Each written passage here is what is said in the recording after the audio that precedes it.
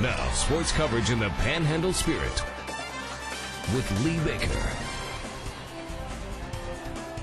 Hello, everyone. The undefeated Wellington Skyrocket football team is heading into unknown territory when they play the Monday Moguls in the 1A Division II state semifinals Friday down in Childress. Pro News 7's Cale Steed ventured down the old Wellington this week to give us a history lesson about Skyrocket football. He runs a 4, probably a 4-1. Or maybe exaggerating. It might look like another ordinary practice on an ordinary day in Wellington, but it's not. Skyrockets have never put on the pads this late in December. After that monumental win over Earth last week, Wellington will play in the state semis for the first time ever. Everybody's proud of us because we've done what no one else has done so far. I mean, we've made Wellington history. A curious onlooker stands just outside the fence watching Skyrockets practice with nothing but pride. That is James Williams, the father of head coach Wade. The old ball coach took the Skyrockets to the state quarters in 1991. It's a landmark here in Wellington, and you know, of course, I had the record for a while, but I'm glad he got it now. So it's real exciting for me and my family, and you know, the town of Wellington. My family's a part of it. I got kids that have played on this team and that play here now and then graduated. So it's a very special time for me. The entire community is buzzing about what's going on with the football team. Players and coaches from Skyrockets yesterdays are showing up in bunches, getting behind this team. See a lot of X's. I know a guy that flew in from Dallas last week. We've got people flying in from Austin and other places just to come to these ball games. So it's neat to see these X's come back that typically don't attend ball games. Super proud of them. They hopefully have a chance to accomplish something we couldn't do in '91.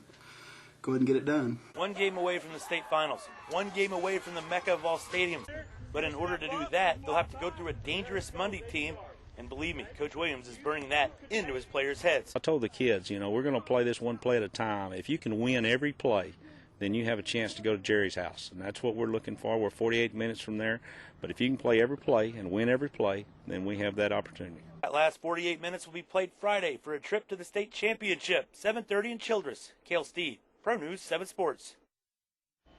Thank you, Cale. It isn't quite Jerry's house, but it's the FUB Center. Yeah. WT basketball against OPSU was a dunk-a-thon early on. Inside, this is Courtney Carr with a slam for the Buffaloes. Buffaloes play some D. You know, Coach Cooper likes this. They force a turnover. This time it's Donald Sims. Flush. Thank you. OPSU finally got on the board early on. It's Kevin Joffrey with the Jays. You'll see the light goes off the backboard. He beats the shot clock. And then one more time, more good Buffalo D. Another turnover. Guess what?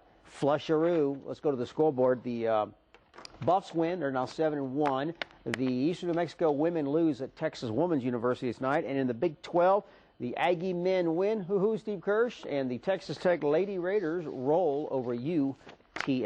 All right, some final items. June Jones was all set to leave SMU and become the football coach at Arizona State when the school president called and said, never mind. Reports say that the Sun Devil alums weren't happy with his selection, so Jones was going to stay with the Mustangs as that school, along with Houston, Boise State, San Diego State, and Central Florida, are all going to join the Big East in 2013. Formula One racing is returning to the U.S. in 2012. The racing circuit has reached a 10-year deal to hold the U.S. Grand Prix at the track that's being built down in Austin.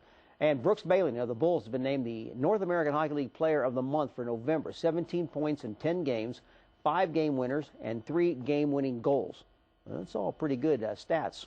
By the way, speaking of stats, Houston Texans are going to have signed 41-year-old Jeff Garcia to be a quarterback, the third-string quarterback. At least they didn't talk about Brett Favre.